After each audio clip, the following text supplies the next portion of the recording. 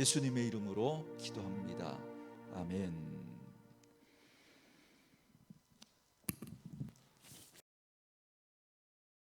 이 시간 우리에게 주시는 하나님의 말씀은 골로새 3장 12절에서 17절 말씀까지입니다.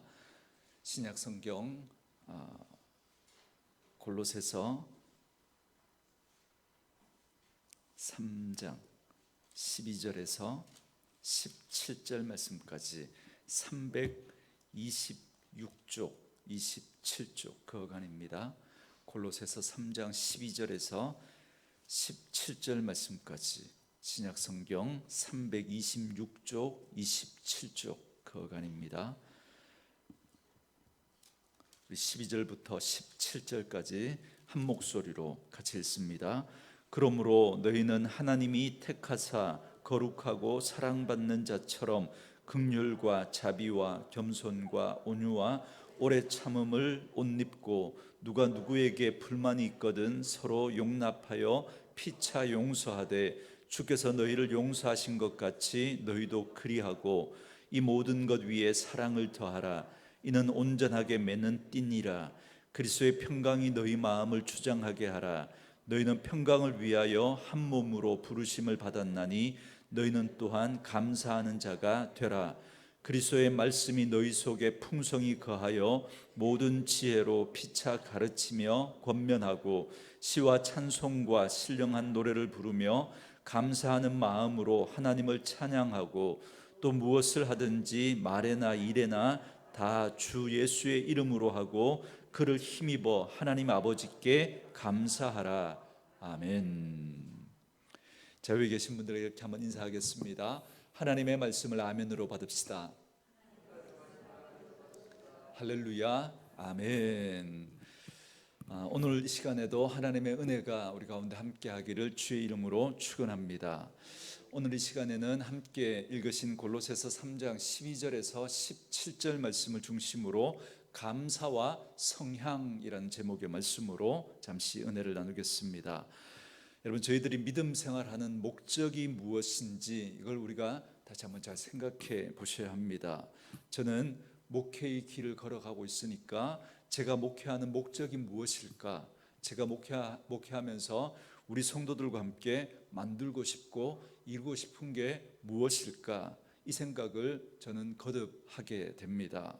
그런데 그 목적을 우리들이 나름대로 생각해내서 내가 예수 믿는 목적이 무엇일까? 그걸 찾아내는 게 지혜로운 게 아니라 성경이 우리에게 우리 하나님이 우리가 하나님을 믿고 살아갈 때 그 믿고 우리가 살아가는 그 목적이 무엇인지를 알려주시는, 하나님이 알려주시는 그 말씀을 우리가 바르게 알고 그 말씀을 바탕으로 우리 믿음의 바른 목적, 그걸 우리가 붙드는 게 지혜롭습니다. 그게 중요합니다. 그래야 바른 방향과 바른 방법이 나올 수 있기 때문에 그렇습니다.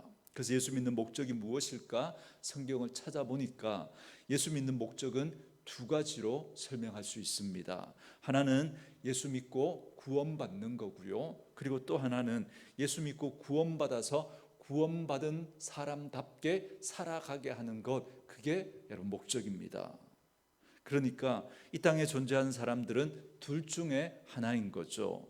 구원받은 사람과 구원받지 못한 사람, 이렇게 나눌 수 있고요. 이제 구원받은 사람들 중에도 구원은 받았는데 구원받지 못한 사람처럼 살아가는 사람이 있고, 구원받고 정말 구원받은 사람답게 살아가는 그런 사람들이 있습니다.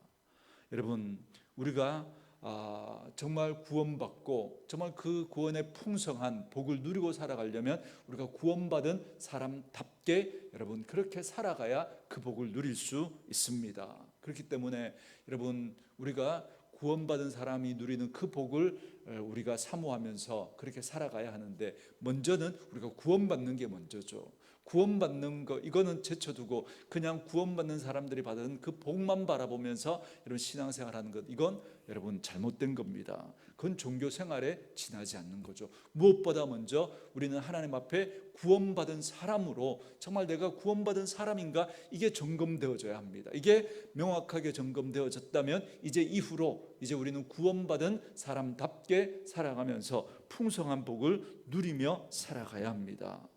그래서 오늘 내가 예수 믿고 살아감에도 불구하고 내게는 왜 이런 풍성함이 없는가, 왜 행복이 없는가? 그렇다면 여러분 두 가지를 점검하셔야죠. 내가 정말 구원받은 사람인가? 그리고 또 하나, 내가 구원받은 사람이지만 정말 구원받은 사람답게 살아가고 있는가? 이걸 점검해 보셔야 합니다. 그리고 보니까 성경도 두 가지 목적으로 기록되어져 있습니다. 성경의 한 부분은 우리가 어떻게 해야 구원받는지를 설명해 주고 있고요, 또 한 부분은 어떻게 해야 구원받은 자답게 풍성한 삶을 살아갈 수 있는지 그걸 우리에게 알려주고 있습니다. 여러분, 이런 마인드로 제가 여러분과 좀 성경 말씀을 좀 찾아보겠습니다. 이런 본문을 표시하시고 요한복음 10장 10절 말씀으로 와보십시오. 우리 온누리 교회 성도들은 여러분 꼭 기억하고 붙들고 있어야 할 말씀이죠. 요한복음 10장 10절 말씀, 신약 성경 163쪽 그 어간입니다. 요한복음 10장 10절 한 목소리로 같이 읽습니다. 시작. 도둑이 오는 것은 도둑질하고 죽이고 멸망시키려는 것뿐이요 내가 온 것은 양으로 생명을 얻게 하고 더 풍성히 얻게 하려는 것이라. 아멘. 여기 예수님 이렇게 말씀하시죠. 내가 온 것은 양으로 무엇을 얻게 하고? 생명을 얻게 하고. 이게 구원을 얻는 거거든요. 그러니까 예수님이 오신 목적이 뭐냐면 저와 여러분이 예수 믿고 구원받게 하는 것, 이게 목적입니다. 그러나 여기서 끝나면 안 되죠. 그리고 이어지는 말씀이 내가 너희에게 온 것은 너희로 생명을 얻게 하고 더 뭐하게 하려고요? 풍성히 얻게 하려는 것이래요. 그러니까 풍성한 삶을 살아가도록 하는 게 예수님의 목적이라는 겁니다. 이 땅에 오신. 그러니까 예수 믿고 나서도 구차한 삶을 살거나, 예수 믿고 나서도 어렵고 불행한 인생을 살거나, 예수 믿고 나서도 우울한 인생을 살아가는 건 이건 하나님이 그리신 그림이 아니라는 거예요.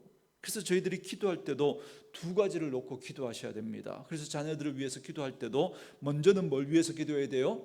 우리 자녀들이 예수 믿고 구원받은 자로 살아갈 수 있도록 이 부분을 위해서 기도하셔야 되고요. 그리고 또 하나, 그 자녀들이 예수 믿고 정말 예수 믿는 사람답게 살면서 구원의 복을 누리며 행복하게 기쁘게 정말 사는 것답게 살아갈 수 있도록 하나님 은혜를 다해 달라고 그렇게 기도하셔야 됩니다. 우리를 위해서 기도할 때도 마찬가지고요. 그러면 이제 이걸 좀 축소하면 저와 여러분들이 교회 생활하는 목적이 뭘까요? 교회 생활하는 목적. 교회 생활하는 목적이 예수 믿고 구원을 얻고 구원의 그 풍성함을 누리는 것이 우리가 교회 생활하는 목적이라는 거예요. 교회 생활하는 목적은 다른 것을 이루고자 하는 것이 아닙니다. 그럼 이제 점검해 봐야 되겠죠. 스스로 물어보는 거예요. 나는 예수 믿고 생명을 얻은 사람인가? 한번 물어보십시오. 이 부분에 대해서 확실하지 않다면 여러분 오늘 이 말씀이 끝나고 기도할 때 하나님 앞에 여러분 다른 기도 제목 여러분 접어두고 이것부터 붙들고 기도하셔야 됩니다. 그러면 하나님께서 우리에게 다른 은혜, 더 놀라운 은혜를 부어 주실 거예요. 그리고 이 부분이 점검되었다면, 나는 정말 하나님 앞에 구원받은 사람이 확실하다면 이제 나는 예수 믿고 나서 살아가는 그 내 삶이 정말 행복한가? 그걸 한번 여러분 물어보십시오. 만약에 행복하지 못하다면 예수님께서 우리에게 주시고 싶어 하시는 그 풍성한 삶이 있는데 그 풍성함을 우리가 누리지 못하고 살아가고 있는 거죠. 그러면 우리가 어디에다 시선을 맞춰야 하느냐면 하나님의 말씀에서 어떻게 해야 우리가 풍성함을 삶을 살아갈 수 있는지 그 말씀에 우리가 그 말씀을 찾고 그 말씀에 주의를 기울이고 그 말씀에 순종해가는 그 삶을 살아야 우리가 그 풍성함을 누리며 살아갈 수가 있습니다. 그래서 우리들의 믿음도 두 가지라고 정의할 수 있습니다. 여러분 어디를 보시냐면 로마서 1장 17절로 와보십시오. 조금 더 뒤로 가시면 로마서 말씀이 있습니다. 사도행전 다음에 로마서 1장 17절 말씀, 240쪽이죠. 로마서 1장 17절 말씀 우리 찾으셨으면 한 목소리로 같이 읽겠습니다. 시작. 복음에는 하나님의 의가 나타나서 믿음으로 믿음에 이르게 하나니 기록된 바 오직 의인은 믿음으로 말미암아 살리라 함과 같으니라. 아멘. 여러분 17절 말씀 잘 보시면 두 종류의 믿음이 나옵니다. 복음에는 하나님의 의가 나타나서 무엇으로부터요? 믿음으로부터 뭐에 이른다고요? 믿음에 이르게 한대요. 어떤 믿음으로부터 시작해서 어떤 믿음으로 이르게 한다는 걸까요? 이게 어렵죠, 그죠? 믿음에서 믿음이라 그러니까 여기에 대해서 성경학자들이 두 가지로 해석을 합니다. 하나는 첫 번째 믿음은 하나님이 우리에게 주시는 믿음이라는 겁니다. 그러니까 하나님이 우리에게 주시는 믿음으로 우리가 스스로 정말 믿는 그 믿음에 이르게 한다라는 말씀입니다. 그러니까 믿음의 시작은 누구에게 있다는 거예요? 하나님에게 있다는 거죠. 사람에게 있는 게 아니라, 내게 있는 게 아니라. 그리고 나서 생각해 보니까 저와 여러분이 예수님을 믿을 때도 나 이제 예수 믿어야 되겠다라고 그렇게 결단하고 내가 헌신해서 믿게 된 것 같지만 아니에요. 하나님이 은혜로 우리에게 믿게 해 주신 겁니다. 그래서 여러분 어느 순간 하나님이 그저 믿어지게 되는 거예요. 여러분 태초에 하나님이 천지를 창조하셨다는 거 여러분 믿어지세요? 아멘. 여러분 예수님이 무리를 걸으신 거 여러분 믿어지세요? 다시 질문할게요. 그럼 사람이 무리를 걸을 수 있어요, 없어요? 사람이 무리를 걸을 수 있어요, 없어요? 없죠. 그럼 다시요. 예수님이 무리를 걸을 수 있어요, 없어요? 또 조금 약해지셨네요, 그죠? 예수님 무리를 걸을 수 있어요, 없어요? 아멘. 걸을 수 있죠, 그죠? 그걸 어떻게 우리가 믿어지냐고요? 어떻게? 이게 은혜거든요. 이게 우리가 합리적으로, 이성적으로, 논리적으로 여러분 생각해 봤을 때 이건 있을 수 없는 일이거든요. 적어도 우리 온누리교회 식구들은 무턱대고 믿는 사람들은 아니잖아요, 그죠? 여러분은 합리적으로, 이성적으로, 논리적으로 생각해 봐야죠. 여러분 제가 믿음으로 여러분 이 컵을 제가 여러분 믿음으로 여러분 딱 들었어요. 그리고 믿음으로 놓을 거예요. 자, 분명히 제가 믿음으로 이 컵을 들고 놓을 겁니다. 여기 딱 그대로 있으라고 믿음으로 놓을 거예요. 이거 여러분 놓으면 이 물컵 그대로 있을까요? 떨어질까요? 여러분 봐요. 여러분 정말 완전 여러분 제정신이잖아요, 그죠? 근데 어떻게 여러분 예수님이 무리를 걸으시는 게 믿어지냐고요? 그런데 예수님이 무리를 걸었다는 건 여러분 어떻게 믿어지냐는 거예요. 제가 이런 표현 자꾸 쓰죠. 믿어진다니까요. 이게 은혜거든요. 이게 어느 날인가 믿음이 우리 안에 들어와서 여러분 성경에 기록된 이 말도 안 된다고 생각했던 그 말씀들이 믿어지기 시작하는 거예요. 여러분 이게 은혜입니다. 이거 누가 시작하신 거예요? 하나님이 시작하신 거예요. 하나님이. 그래서 여러분 우리에게 믿음이 없어지지 않아요. 하나님이 은혜로 주신 거기 때문에. 그런데 이 믿음이 이제 우리가 의지적으로 믿는 믿음으로 성장해 가야 한다는 겁니다. 그걸 이렇게도 표현하는 분들이 있습니다. 믿음에는 두 가지 종류가 있는데 하나는 구원받는 믿음이 있고 또 하나는 하나님의 복을 얻는 믿음이 있다. 이렇게 설명하기도 합니다. 많은 경우 나 믿음 생활해. 근데 왜 난 이렇게 행복하지 않을까? 이분은 어느 부분만, 믿음의 어느 부분만 붙들고 있을 가능성이 많을까요? 오늘 이 부분을 설명하면 구원받는 믿음만 붙들고 있는 가능성이 많습니다. 그리고 어떤 믿음에 대해서 소홀히 하고 있는 거예요? 하나님의 복을 얻는 그 믿음에 대해서는 소홀히 여기고 있는 그런 부분들이 있는 거죠. 여러분 구원은 뭐로 받아요? 믿음으로 받죠. 근데 그 믿음 그러면 꼭 따라오는 단어가 있죠. 뭐죠? 은혜죠. 그래서 너희가 그 은혜에 의하여 믿음으로 말미암아 구원을 받았다 그러잖아요. 근데 여러분 그러니까 결국 우리가 예수를 믿는다 하고 하는 이 믿음도 사실은 뭐예요? 은혜인 거죠. 은혜로 여러분 우리가 그 믿음을 받은 겁니다. 그렇다면 여러분 은혜로 받는다는 게 뭐예요? 은혜로 받는다는 게 제가 은혜에 대해서 여러분들에게 또 설명해 드린 적 있죠. 정의해 드린 적이 있죠. 은혜는 우리에게서 이유와 근거를 찾을 수 없는 게 은혜입니다. 우리에게 이유와 근거를 찾을 수 없어요. 누구에게서만 찾을 수 있어요? 하나님에게서만, 예수님에게서만 찾을 수 있는 것, 그게 은혜입니다. 여러분, 그래서 구원은 하나님께서 은혜로 주시는 거예요. 은혜로. 그래서 믿음도 사실은 은혜로 얻는 거거든요. 그러나 하나님의 복은 뭘로 받을까요? 하나님의 복은, 여러분 은혜와 복은 같은 면도 있지만 또 다른 면이 있거든요. 이 부분 제가 지금 다른 면을 이야기합니다. 여러분 복은 뭘로 받을까요? 복은 우리의 순종과 우리의 행함으로 받습니다. 그래서 여러분, 여기가 우리가 복을 얻는, 그러니까 이게 우리가 복을 얻는 믿음이라는 거예요. 구원을 얻어놓고는 하나님의 복을 얻는 그 믿음에 대해서는 작동하지 않는 분들이 있습니다. 예수 믿고 구원은 받았는데도 불구하고 예수 믿고 살아가는 그 삶이 행복하지 않거나 즐겁지 않거나 즐겁지 않은 것, 구원받지 못해서가 아니라 구원받았음에도 불구하고 구원받지 못한 사람처럼 살아가고 있기 때문에 그런 것일 수 있습니다. 그럼 이제 우리는 어떻게 해야 될까요? 하나님의 복을 받고 살아가는 사람이 되려면 여러분 어떻게 해야 되겠습니까? 하나님의 말씀 두 가지라 그랬죠. 구원받는 말씀, 그죠? 그리고 또 하나는 하나님의 복을 받는 말씀. 그러니까 구원받는 말씀과 구원받은 자답게 살아가는, 그죠? 그 말씀이라 그랬죠. 그래서 이 두 번째 걸 바꾸면 구원받은 사람답게 살아가는 것, 다시 말하면 하나님의 복을 얻는, 그죠? 그것과 관련된 말씀인 거예요. 그래서 하나님의 복을 받으려면 우리의 순종과 우리의 행함이 필요한 겁니다. 그래서 여러분, 어떤 가르침도 복음과 율법을 떼놓고 여러분 말할 수가 없는 거예요. 여러분, 이건 동전의 양면처럼 늘 함께 갈 수밖에 없는 거예요. 여러분, 믿음으로만 산다는 그 말을 여러분 오해하시면 안 됩니다.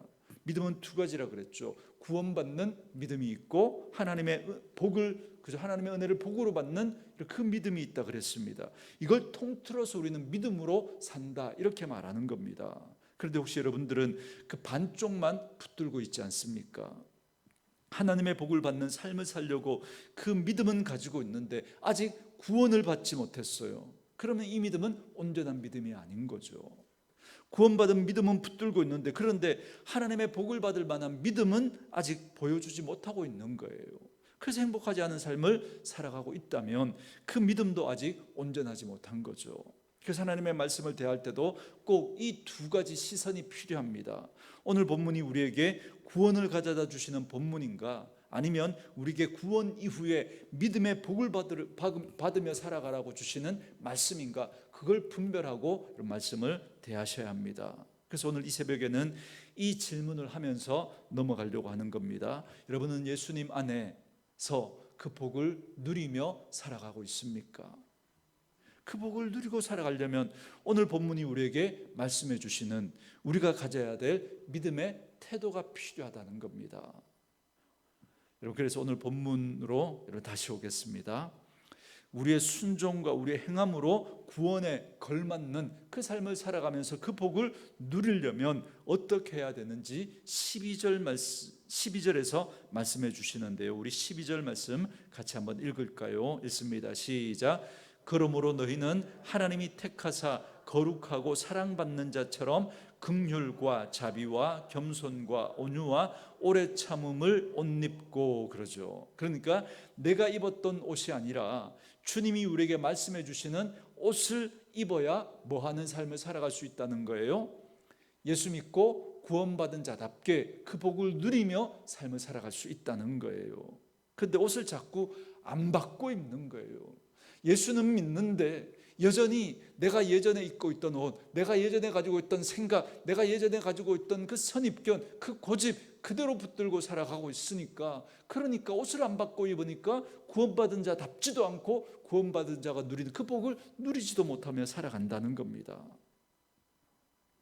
오늘 본문은 어떻게 복을 누리는 삶을 살아갈 수 있을까와 관련된 본문입니다. 그럼 어떻게 예수님 안에서 구원받은 우리들이 그 복을 누리는 삶을 살아갈 수 있을까? 첫 번째는 이겁니다. 우리가 누구인지를 기억해야 한다라는 것입니다. 12절 말씀 보세요. 이렇게 말씀이 시작하죠. 너희는 하나님이 뭐 하시고 택하시고, 그리고 또 뭐 하시고요? 거룩하고, 또 그리고 뭐 한 자라고요? 사랑받는 자라는 거예요. 우리는 하나님이 택하시고 하나님의 거룩한 사람들이고 하나님께 사랑받는 사람들이라는 겁니다. 여러분들이 어떤 자리에 있어도 어떤 상황에 있어도 이거 잊어버리지 말라는 거예요. 내가 뭐 하기 전에, 내가 뭘 하기 전에, 어떤 일을 하기 전에, 아니 어떤 일을 당했어도, 어떤 상황에 있어도 제일 먼저 여러분 기억해야 될 게 뭐냐면 나는 누구인지를 잊지 말라는 겁니다. 나는 누구라고요? 하나님이 택하시고 또 하나님이 또 거룩하게 하신 그저 하나님의 사랑받는 자다라는 이 사실을 여러분이 어떤 상황에서도 잊어버리면 안 된다는 겁니다. 여러분, 거기서부터 내가 누구인지를 분명히 아는 거기에서부터 우리는 타인에 대한 바른 태도와 바른 자세, 하나님에 대한 바른 태도가 여러분 여기서부터 나올 수 있는 겁니다. 저는 목사로서 저의 역할에 있어서 저는 서비스맨이다, 목회자는 서비스맨이다 라고 하는 이 생각이 있습니다. 왜 서비스맨인가? 여러분들이 제 양이 아니라서 그래요. 제 양이 아니라 누구의 양이죠? 하나님의 양인 거죠. 여러분, 제가 우리 성도님들이 누구인지를 기억하고 그리고 제 자신이 스스로 누구인지를 기억해야만 제가 여러분들을 대하는 저의 바른 태도가 나올 수 있는 거거든요. 여러분들도 마찬가지입니다. 여러분들도 여러분들이 누구인지를 바르게 알고 그리고 여러분 옆에 있는 그 성도들이 누구인지를 바르게 알아야 여러분, 그래야 수평적인 그 관계 속에서 바른 태도와 자세가 나옵니다. 그렇지 않으면 목회자들이 성도들을 함부로 대하는 거죠. 함부로. 내 양인 것처럼. 하나님의 양인데. 혹은 성도들이 성도들을 함부로 대하는 것도 마찬가지입니다. 그렇게 대하는 이유가 뭐냐면 내가 누구인지 그리고 내 옆에 있는 그 성도가 누구인지를 바르게 알지 못하니까 함부로 대하는 거예요. 함부로. 그래서 오늘 본문에서도 그 말씀부터 알려주는 겁니다. 어떻게 행동해야 된다 말하기 전에 너희가 누구인지를 잊지 말아라, 그렇게 말씀하시죠. 너희는 하나님이 택하신 사람들이고 하나님께 거룩하게 빚어진 사람들이고 그리고 하나님이 지금도 사랑하고 있는 사람이다라는 걸 알려주십니다. 누가요? 내가. 누가요? 여러분 옆에 있는 분들이. 그래 우리가 만나는 그 모든 상황 속에서 하나님의 복을 누리며 살아갈 수 있다고 말씀하십니다. 그러니까 우리가 그 복을 누릴 수 없는 그런 상황 속에 있다고 할지라도 이 사실을 우리가 분명히 기억하면 그 속에서 하나님의 복을 누려갈 수 있는 기초가 다져지는 겁니다. 이게 흔들려 버리면 여러분 다 무너지기 때문에 그래요. 어떤 상황에서도 여러분 이 사실을 잊지 마셔야 합니다. 여러분은 하나님의 것입니다. 여러분은 하나님의 사랑받는 존재라는 사실을 잊지 않으시기를 주의 이름으로 축원합니다. 기도할 때도 여러분 마찬가지예요. 하나님께 버림받은, 하나님께로부터 떨어져 있는 그런 사람으로 기도하는 게 아니라 우리는 하나님께 사랑받는 사람이다, 이걸 붙들고 여러분 기도하셔야 돼요. 그리고 하나님이 너무 좋은 이유는 우리가 누구인지 하나님은 다 아시고 우리를 먼저 사랑하신 거예요. 사랑할 만한 조건이나 자격이 있어서 우리를 사랑하신 게 아니죠. 그래서 이게 은혜거든요. 하나님의 사랑이 하나님께 근거가 있는 거예요. 우리에게 근거가 없어요. 우리가 다른 사람들보다 더 여러분 사랑받을 만해서 여러분 그렇게 하나님을 사랑하신 게 아니죠. 이유와 근거가 없다니까요. 다른 사람들보다 뛰어나거나 다른 사람들보다 착하거나 다른 사람들보다 선하거나 그런 선한 기미가 보이거나 그런 게 아무것도 없다니까요. 그냥 저와 여러분의 있는 모습 그대로 아름답지 못한, 착하지 못한, 정말 미련하고 어리석은 그 모습 그대로 하나님이 우리를 사랑하신 거예요. 우리는 그 사랑을 붙들고 하나님께 예배하고 그 사랑을 붙들고 하나님 앞에 기도하는 거죠. 여러분, 그러니 하나님이 우리의 그 목소리, 그 기도를 하나님이 거절하실 리가 없는 거예요. 이해가 안 되시거든 여러분, 여러분의 자녀의 음성에 여러분들이 어떻게 반응하는지를 보시면 됩니다. 그들의 표정에도 우리는 반응합니다. 전화 너머에서 들려오는 그 한숨에도 여러분 부모는 반응을 해요. 밥 먹는 모습에서도 반응을 하고 걸어가는 뒷모습에서도 여러분 부모는 반응하거든요. 그가 내뱉은 그 말 속에서 여러분 우리의 마음이 철렁하기도 하거든요. 왜 그럴까요? 왜? 내가 사랑하는 자녀라서 그런 거죠. 우리가 하나님께 그런 존재라니까요. 그 존재가 저와 여러분임을 기억하시고 어떤 상황 가운데서도 내가 하나님을 인하여 존재하는 사람이다라는 사실을 잊지 않기를 주의 이름으로 축원합니다. 두 번째로 여러분 12절부터 14절 말씀을 다시 한번 읽겠습니다. 12절부터 14절 같이 읽습니다. 시작. 그러므로 너희는 하나님이 택하사 거룩하고 사랑받는 자처럼 긍휼과 자비와 겸손과 온유와 오래 참음을 옷 입고 누가 누구에게 불만이 있거든 서로 용납하여 피차 용서하되 주께서 너희를 용서하신 것 같이 너희도 그리하고 이 모든 것 위에 사랑을 더하라. 이는 온전하게 맺는 띠니라. 아멘. 두 번째는 우리 따라하겠습니다. 예수 믿는 우리에게 성품이 중요합니다. 여러분 12절부터 14절에 여러 가지 단어들이 있잖아요, 그죠? 우리가 너무 정답 같은 단어들만 쭉 이렇게 나오니까 여러분 이게 읽어도 잘 들어오지 않고 남지 않아요, 그죠? 근데 12절부터 14절 이렇게만 이렇게 요약하면 여러분 도움이 되실 겁니다. 하나님께서 우리의 성품을 중요하게 여기시는구나. 예수 믿고 나서 복을 얻는 삶을 살아가려면 성품이 매우 중요하다는 겁니다. 여기 지금 이 12절부터 나오는 긍휼과 자비와 겸손과 온유와 오래 참음과 용서함과 그리고 그 위에 사랑을 더하는 거, 여러분 이걸 한마디로 이렇게 풀면 여러분 이 모든 걸 딱 묶어서 무슨 단어로 엮어낼 수 있어요? 성품이라는 단어로 엮어낼 수 있습니다. 내가 왜 예수 믿고 살아가는데 나는 복된 삶을 살고 늘 살지 못하고 늘 이렇게 삐그덕거리는가? 여러분 내 삶은 왜 이렇게 예수 믿고 살아가는데도 자꾸 이렇게 마찰이 많고 왜 이렇게 갈등이 많고 다툼이 많은가? 여러분 그런 생각이 드시면 여러분 이 부분을 점검해 보십시오. 내가 하나님 안에서 성품이 바뀌어가고 있는가? 성품이 이걸 한번 물어보셔야 됩니다. 예수 믿고 구원을 얻었는데 긍휼이 보이지 않아요. 예수 믿고 구원을 얻었는데 온유하지 않아요. 예수 믿고 구원받았는데 오래 참지 않아요. 용서하지 않아요. 사랑을 더하지 않아요. 거기엔 하나님의 복을 누리는 삶을 살기가 어려운 거예요.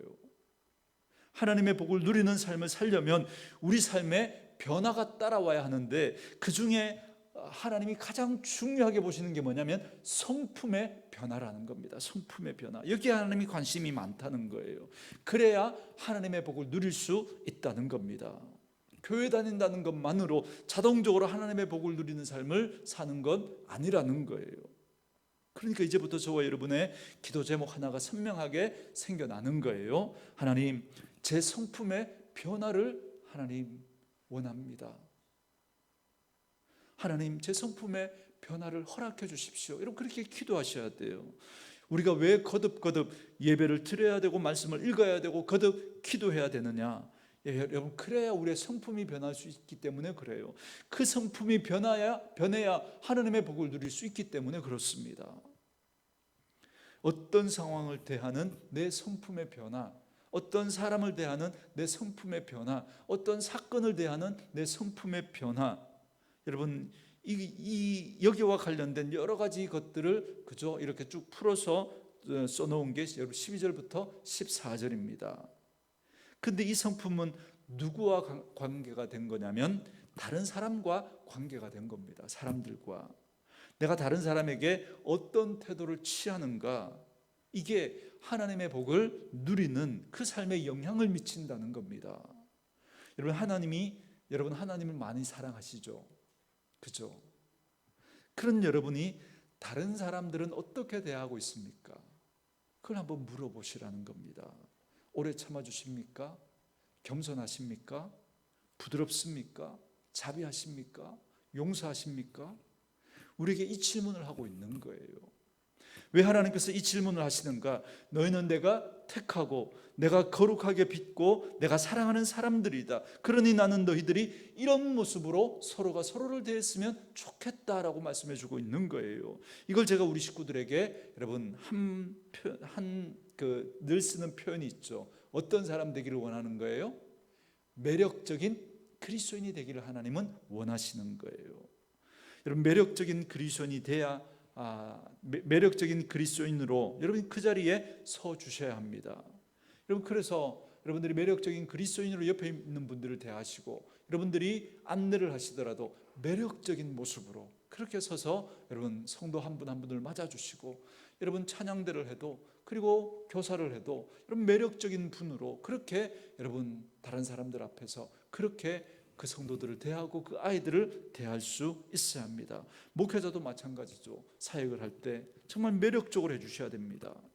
여러분 이 매력이라는 게 뭘까? 이 매력이라는 게 하나님이 원하시는 성품을 닮아가고 있는 사람으로 자꾸 우리 존재를 그렇게 바꾸어 가는 거예요. 그게 여러분 매력적인 거거든요. 여러분 그냥 상상으로 한번 해보는 거예요. 저와 여러분이 이렇게 함께 모여 있는데 우리 온누리교회 식구들이 점점 작년보다 올해가 더 매력적으로 바뀌고 내년에 또 더 매력적으로 바뀌고 후내년에 더 매력적으로 여러분 그렇게 만들어지는 그런 우리 공동체를 한번 그려보십시오. 여러분 우리의 믿음 생활이 얼마나 행복할까요? 그리고 다른 사람들이 우리 온누리교회를 바라보면서 여러분 얼마나 여러분 또 부러워할까요? 여러분들이 오래 참아주고 그리고 겸손하고 부드러운 말을 해주고 부드러운 표정을 지어주고 자비롭게 대해주고 긍휼히 여겨주고 용서해주고 그 위에 사랑을 더한다면 여러분 우리의 믿음 생활, 우리 공동체가 얼마나 행복할 수 있겠습니까? 세상 어디에서도 맛볼 수 없는 그런 하나님의 기쁨을 누리는 교회가 될 거예요. 하나님은 그걸 꿈꾸고 계시거든요. 세상에서 그렇게 치열하게 살다가 여기서 또 그렇게 치열하게 또 막 싸우는 거예요. 막 레이저를 쏘고, 그죠? 막 거칠게 말하고. 여러분 그 삶이 얼마나 여러분 불행하겠습니까? 우리가 여기서 하나님의 나라를 여러분 경험해야 되지 않겠습니까? 그러기 위해서 우리가 어떤 사람 되어야 된다고요? 하나님을 닮은, 하나님의 성품을 닮은 매력적인 그리스도인이 되어야 하는 거죠. 저는 우리 오늘 공동체가 그런 분들로 그렇게 변해갈 수 있기를 주의 이름으로 축원합니다. 그래서 더 따뜻하게, 더 부드럽게, 더 친절하게, 더 매너 있게, 더 예절 있게, 더 예의를 갖출 수 있게, 그래서 그렇게 따뜻한 사람으로 빚어져 갈 수 있도록 하나님 그렇게 은혜를 다하여 주십시오. 오늘 이 새벽에 그렇게 하나님 앞에 여러분의 성품을 두고 하나님 앞에 기도할 수 있기를 주의 이름으로 축원합니다. 그래야 하나님이 우리에게 가져다 주시는 그 놀라운 은혜와 복을 누리며 살아갈 수 있게 됩니다. 그런 은혜가 있기를 주의 이름으로 축원합니다. 마지막 세 번째는 이겁니다. 15절부터 17절까지인데요. 읽고 말씀 마무리하겠습니다. 우리 15절부터 17절 같이 읽습니다. 시작. 그리스도의 평강이 너희 마음을 주장하게 하라. 너희는 평강을 위하여 한 몸으로 부르심을 받았나니 너희는 또한 감사하는 자가 되라. 그리스도의 말씀이 너희 속에 풍성히 거하여 모든 지혜로 피차 가르치며 권면하고 시와 찬송과 신령한 노래를 부르며 감사하는 마음으로 하나님을 찬양하고 또 무엇을 하든지 말에나 이래나 다 주 예수 그리스도의 이름으로 하고 그를 힘입어 하나님 아버지께 감사하라. 아멘. 눈치채셨는지 모르지만 15절, 16절, 17절 읽어가면서 계속 반복되는 단어가 하나 있죠. 무슨 단어죠? 감사죠. 감사. 한번 따라하겠습니다. 예수 믿는 우리는 감사하는 사람이 되어야 합니다. 여러분 감사라고 하는 건 하나님을 향한 우리의 태도거든요. 내가 어떤 상황과 형편에 있든지 하나님을 향한 나의 태도, 이게 감사입니다. 여러분 우리가 두 번째 꼭지에서 타인을 대하는 나의 태도에 대해서 살펴봤죠. 그건 성품과 관련된 거라고 말씀드렸습니다. 그런데 하나님을 향한 우리의 태도가 감사라는 거예요. 감사. 근데 오늘 제가 좀 주목하고 싶은, 집중하고 싶은 표현은 뭐냐면 15절 말씀에 보니까 감사하라 이렇게 표현하지 않고 어떻게 표현되어 있어요? 감사하는 자가 되라, 감사하는 사람이 되라 라는 겁니다. 그러니까 이건 방법의 문제가 아니라는 거예요. 아까 성품과 연결되는 것처럼 우리 성향이, 그죠? 사람에 대해서는 그 성품의 문제로, 그죠? 그렇게 그런 성품의 사람으로 바뀌어 가는 거고요. 하나님에 대해서는 어떤 성향의 사람으로 바뀌어 가는 거예요? 감사의 성향을 가진 사람으로 바뀌어 가라는 겁니다. 여러분 감사하는 사람이 되라는 거예요. 오늘 기도할 때 한번 여러분 여쭤보십시오. 하나님, 나는 어떤 성향의 사람입니까? 아니 내게 갑자기 많은 물질이 생기면 여러분 하나님 감사하다, 여러분 그렇게 할 수 있죠. 당연히 그렇게 해야 되죠. 그런 거 말고 나는 감사하는 성향의 사람인가, 이걸 묻는 겁니다.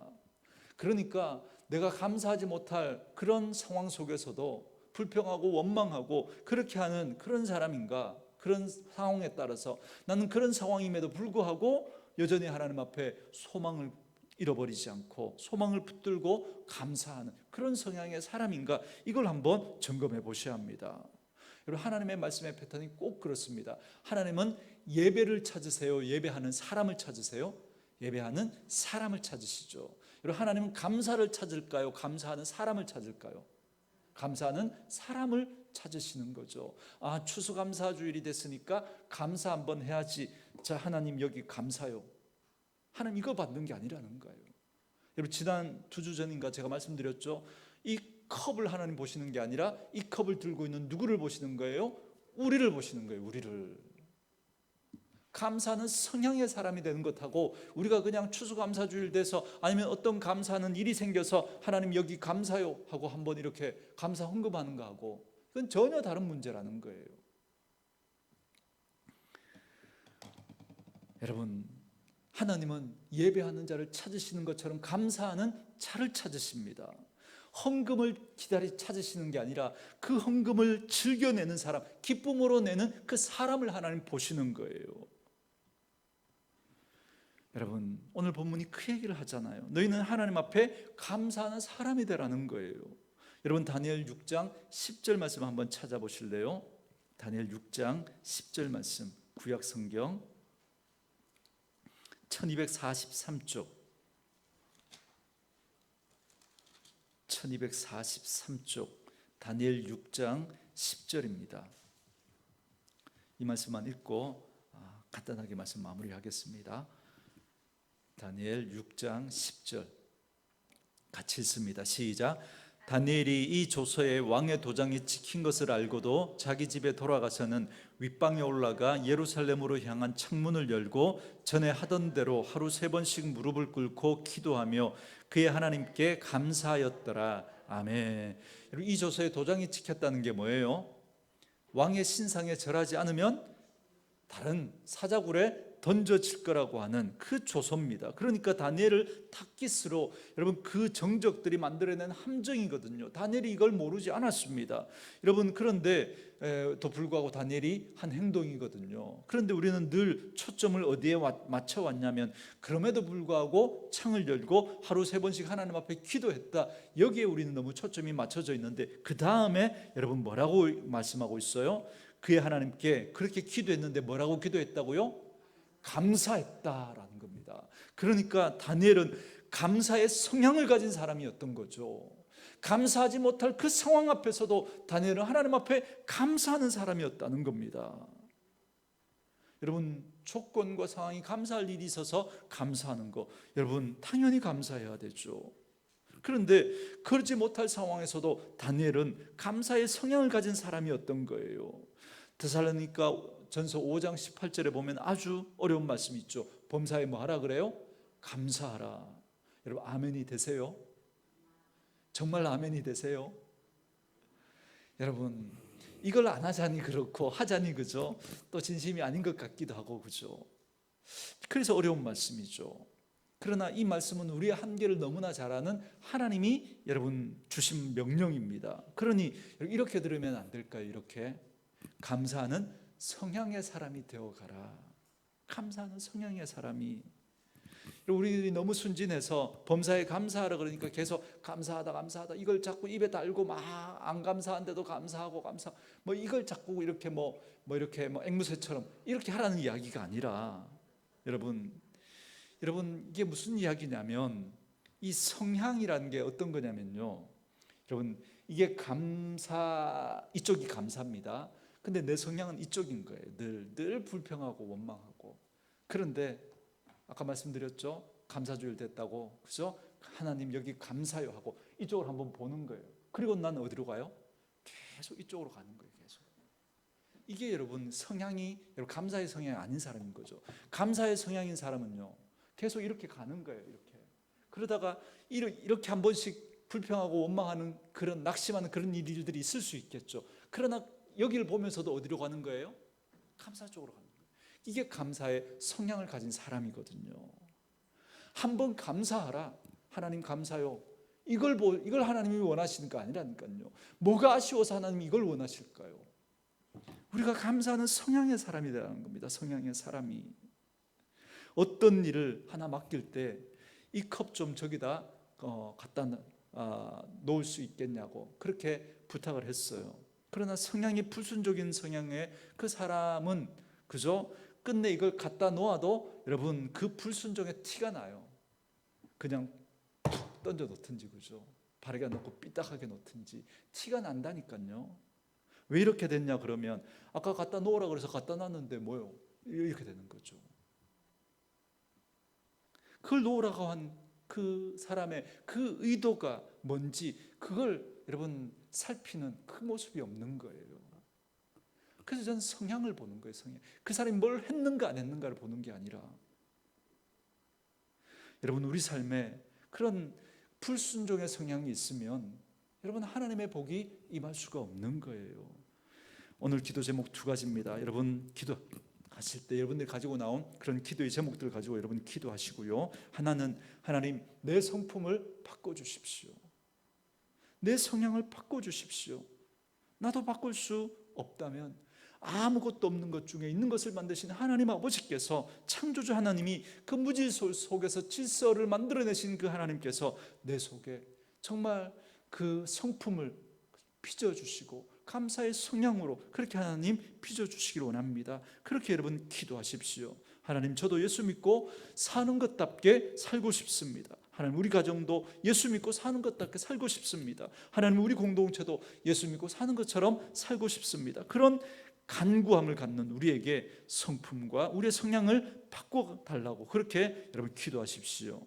그걸 홀로 할 수 없으니까 하나님께서 말씀대로 도움을 청하고 지금부터 우리의 눈빛과 성향을 바꾸고 입술의 성향을 바꾸고 표정과 마음의 성향을 바꾸어 감사하는 그 성향의 사람들로 하나님 앞에 바꾸어 갈 때 여러분 우리의 삶에 하나씩 하나님께서 저와 여러분들에게 정말 놀라운 하나님의 복으로 채워져 가시는 은혜가 있게 될 줄 믿습니다. 그래서 성품을 바꿔달라고 사랑하고 따뜻하고 온유하고 겸손하고 참아주고 기다려줄 줄 아는 그런 성품으로 빚어달라고 기도하시고요. 또 감사하는 성향의 사람으로 그렇게 바꾸어달라고 오늘 이 새벽에 우리 같이 한번 기도하겠습니다. 우리 이 찬양 함께 부르고 우리